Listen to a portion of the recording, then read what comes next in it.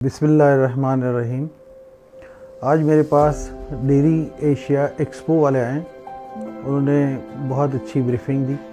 उनके प्लान्स देख के लग रहा है कि ये एक्सपो बहुत अच्छा होगा। दूसरे जितने भी एक्सपो हो रहे हैं या हुए हैं उनसे कहीं ज़्यादा अच्छा इनका प्लान है। उनके पीछे एक पूरी क्रिएटिव टीम लगी हुई है।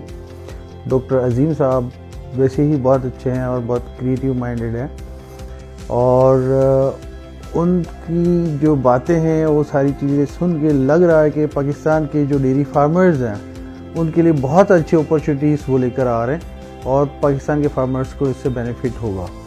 मेरी ख्वाहिश होगी कि पाकिस्तान के सारे फार्मर्स वहाँ पर पार्टिसिपेट करें और वो सारी चीज़ें देखें। मेरी दुआ है कि अल्लाह इस इवेंट को फार्मर्स के लिए और इनके लिए दोनों के लिए कामयाब करें।